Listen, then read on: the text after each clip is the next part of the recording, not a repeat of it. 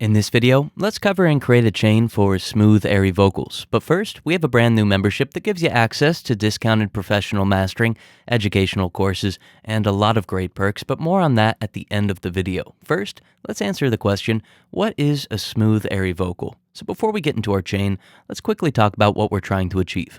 A smooth-sounding vocal has a present but balanced low-mid to mid-range, so it sounds warm and full without becoming muddy or clustered. In the highs, the vocal's clarity is still there, but it's not at the forefront. The sibilance is controlled and smoothed, but it's still amplified after any de-essing. Lastly, the highest range of the vocal is amplified. Exciters and EQ will help, but an equalized reverb is going to add a needed ethereal quality. So let's take a listen to a before and after of the vocal in the context of a full mix so that we can hear the changes that we'll incrementally be working towards in the upcoming chapters. Told my mind some white lies, told myself it's alright when it's not been going right, when my mind ain't working right. Told my mind some white lies, told myself it's alright when it's not been going right, when my mind ain't working right. Let's start the chain with subtractive EQ. So before we begin to add any additive processing or anything that's going to amplify the signal, I want to clean up the vocal just a little. I'm going to be using this Kirchhoff EQ, but you could use a stock EQ or your EQ of choice. I'm going to start with a high-pass filter to remove any rumble or unwanted non-musical aspects from the low end. I could set the center frequency for this filter to right up before the fundamental. Then around the fundamental, I'm going to use a bell filter and very subtly amplify the octave around the fundamental. This will typically range between the lows and the low mids, so you'll have to tailor this to your particular performance. Now I know what you're thinking. This chapter is supposed to be about subtractive EQ, so why am I amplifying? Well, in short, amplifying this low to low mid band is going to attenuate the clarifying range of the vocal, primarily around 2.5 to 5 kHz. Since this low range masks or covers up clarifying frequencies, by amplifying it, we increase the warmth and the power of the vocal while making it slightly less present or bright. In the mids, around 500 Hz, I'm going to attenuate slightly, since this range often gives the vocal a boxy sound. Although we could attenuate it by a couple of dB, avoid attenuating it more than that. The range also holds a lot of vowel articulation, so if it's cut too heavily, it becomes harder to discern the lyrics. Now, sometimes a vocal sounds a little too nasally, so attenuating between 900 and 1.3 kHz is going to remedy this. Now, you might not need this filter, so just be sure to listen closely before deciding. As I was saying earlier, 2.5 to 5 kHz is responsible for the vocal's clarity. The low frequency bell that we created may be enough to tame this area, but if the microphone really emphasizes this region, as some do, you might need to attenuate it by about 1 dB. This is going to smooth the vocal, but don't attenuate it too much, otherwise the vocal is going to get buried. Lastly, I'm going to find the primary sibilance frequencies and attenuate them with a narrow band filter. A de-esser is going to do a better job at this than an EQ, but I still like to prepare the vocal for de-essing by giving the de-esser a little less to attenuate. Let's take a listen and notice how the vocal is already sounding smoother and more balanced. Also, so far we haven't included anything to create an airy sound, so keep that in mind. Told my mind some white lies, told myself it's alright when it's not been going right, when my mind ain't working right. Told my mind some white lies, told myself it's alright when it's not been going right, when my mind ain't working right. Next up, we have in-key emphasis saturation. So I want to do something a little unorthodox and emphasize in-key frequencies before saturation. The idea being, if I use an equalizer to increase the amplitude of in-key frequencies, then a saturator will use those emphasized frequencies to generate harmonics. Any harmonics formed from in-key frequencies will also be in-key. This is going to create a full sound and increase the balance between musical to non-musical frequencies, giving the vocal a distinctive smooth sound. I'm going to use some paid-for plugins, but substitute what I'm using here with any plugins that you have. So to do this the right way, we definitely need to know the key of the song. This way we know which notes we need to amplify. You could use a service like TuneBat and drag and drop a rough mix into the window to find the BPM in the key. Sometimes this works, and sometimes it's not completely accurate. So I prefer to observe which notes are being sung, or follow the melody with a keyboard to ensure that I have the exact notes right. Then I'll manually amplify the in-key frequencies. If I want the effect to be subtle, I'll amplify these bands only a little, but I usually prefer to do this more aggressively, and then follow the saturator with another EQ that attenuates the frequencies which I emphasized earlier. This is called an emphasis-de-emphasis technique, in which frequencies are emphasized into a processor and then balanced out afterward with an equal and opposite EQ. If you're working on a song with a key change and you want to do this technique, you could use two instances of the EQ, one set to one key and the other to the second key, then use automation to bypass one and enable the other, and then switch the bypass when the key changes. So let's take a listen to this technique being used on the vocal and notice how the vocal sounds fuller, more impressive, and has a smoother sound. Told my mind some white lies, told myself it's alright when it's not been going right, when my mind ain't working right. Told my mind some white lies, told myself it's alright when it's not been going right, when my mind ain't working right. For our next insert, let's use some optional resonance reduction.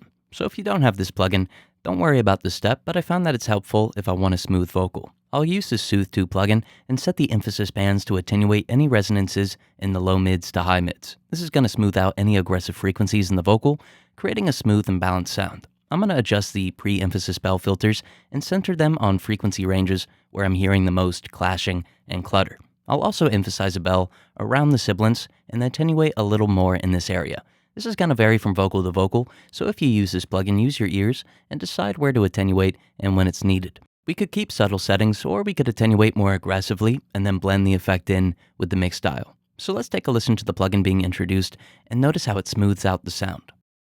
Told my mind some white lies, told myself it's alright when it's not been going right, when my mind ain't working right. Told my mind some white lies, told myself it's alright when my mind ain't working right.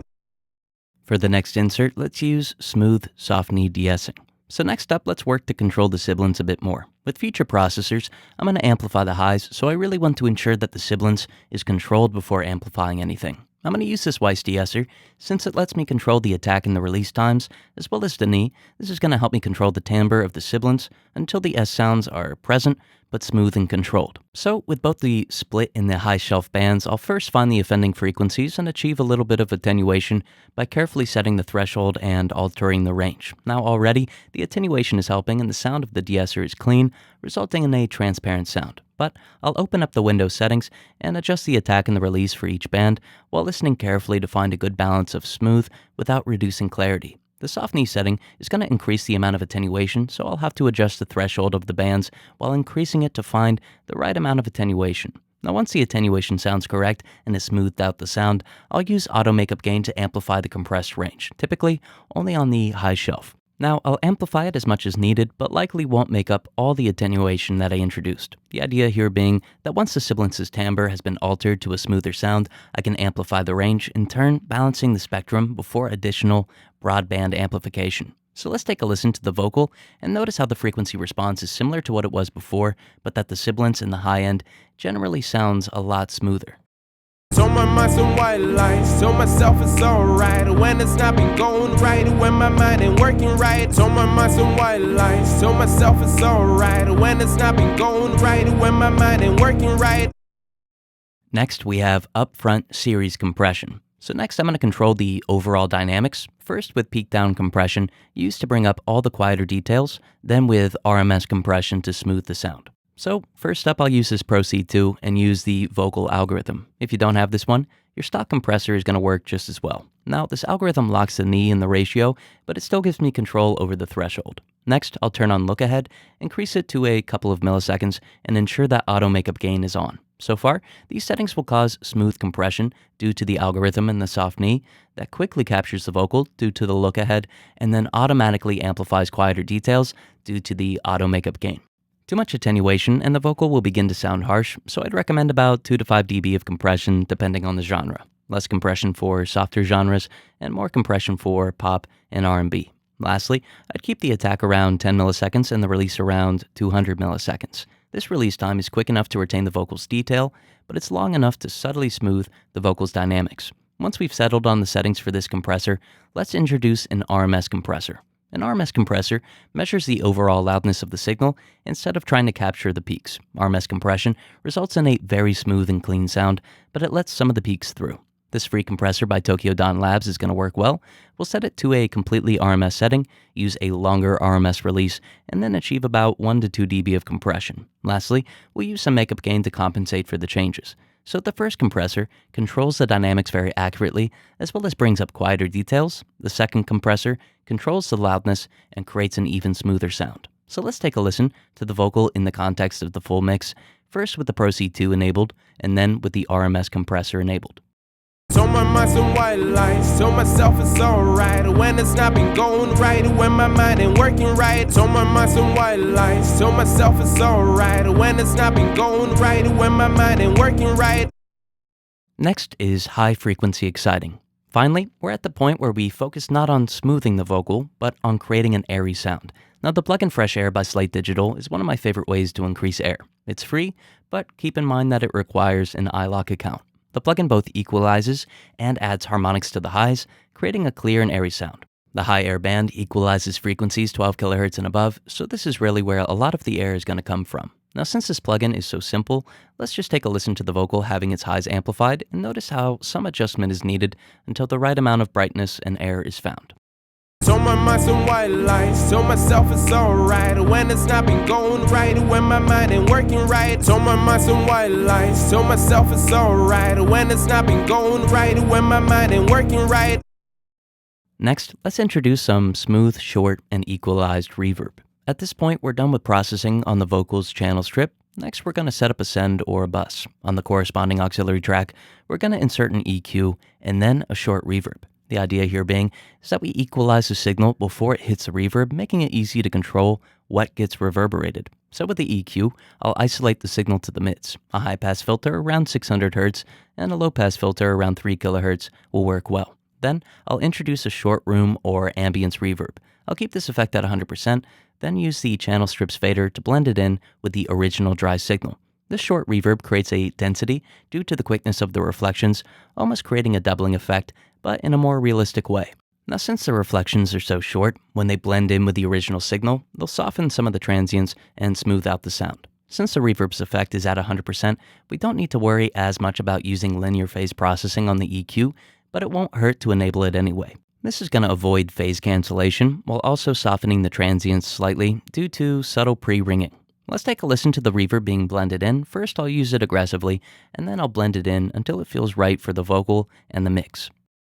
Told my mind some white lies, told myself it's alright when it's not been going right, when my mind ain't working right. Told my mind some white lies, told myself it's alright when it's not been going right, when my mind ain't working right. Next up, let's introduce some airy and excited reverb. Just like the last chapter, we'll start with creating a send set to unity or 0 dB. On this corresponding auxiliary track, we'll first insert a reverb. A bright plate is going to work well. If the reverb allows for it, amplify the brightness of the reflections and attenuate some of the lower frequencies. Like before, we'll start with this effect at 100% and then blend it in with the channel fader. But before we blend it in, let's first insert fresh air after the reverb. Then amplify the mid-air and to a greater extent, the high air band. This is going to excite and amplify the brighter reflections of the reverb, creating an ethereal and airy sound. If the effect feels too aggressive, we can increase the pre-delay of the reverb until enough of the vocal's transient cuts through, but how you adjust this is up to you and it's going to depend on the mix. So let's take a listen to this reverb being blended in. Same as before, we're going to use it aggressively at first so that you can hear it, and then lower it in until we find a good spot for it. Told my mind some white lies, told myself it's alright when it's not been going right, when my mind ain't working right. Told my mind some white lies, told myself it's alright when it's not been going right, when my mind ain't working right. Last up, we have collective output, EQ shaping. So right now we have the vocal signal starting at the channel strip or the track. It's then split, and it goes to one aux track with smooth, short reflections, and one aux track with some airy, long reflections. Currently, these three signals are being combined at our stereo output, but say I want to equalize both the original dry vocal and these two reverb aux tracks. What I'll do is change the output of the original channel and the two auxiliary channels to a bus where I could process everything collectively. On this new bus that contains the original vocal and the auxiliary reverbs, we'll insert one last EQ to do some final shaping. Now, I don't want to tell you what to do at this point, since it will rely heavily on the surrounding instrumentation, but just know that you could use an EQ at this point to get the vocal to sit where you need it to. For example, say it still sounds too present or forward. I could reduce a little of 3 kHz with a bell, or amplify the fundamentals a little bit more. Or if it got buried somewhere in the processing, I could do the opposite to brighten the sound. Now, say I want the vocal to have even more air. I could run all of the tracks through one last instance of fresh air and subtly boost the high air band. Since we're processing everything together, this EQ is going to give us the control that we need to make any last adjustments. So let's take a listen to the full vocal being shaped with this collective bus EQ. Told my mind some white lies, told myself it's alright when it's not been going right, when my mind ain't working right. Told my mind some white lies, told myself it's alright when it's not been going right, when my mind ain't working right. As I was saying at the beginning of the video, we have a lot of exciting new things to share with you. We have a brand new membership that's currently 50% off. When you sign up, you'll get access to our mastering services and start off with one completely free, full-length master from our head mastering engineer. If you ever have more mixes that you need to have professionally mastered, you'll receive a 50% discount on all of our mastering services for as long as you're a member, and you can always reach out to us for some guidance on your project. We've been around for 20 years, so we're always happy to offer any insight that we can. On the left side of the membership page, you'll notice the new Sage Audio School of Mastering.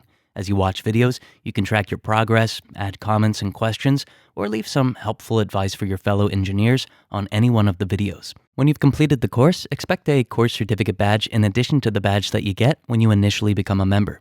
A new mixing course is going to be next, which will be included in your membership as well. You'll also get access to the community campus where you can ask questions, start discussions, or just interact with a group of passionate mixing, tracking, and mastering engineers. Additionally, if you have a mix or a master and you want to get some feedback from us or from fellow engineers, post it in the Mix Review Auditorium section of the website to get some extra ears on your project. Furthermore, you get some great perks like 51 mixing and mastering chain templates, 20 multi-track sessions from different artists of different genres, which you could use for mixing practice, 42 mixes for mastering practice, and 39 plugin presets created by our engineers. Lastly, if you found a thread that you want to stay up to date on, you could follow it, or you could search for keywords from the home screen to find particular discussions or content. Thank you so much for watching.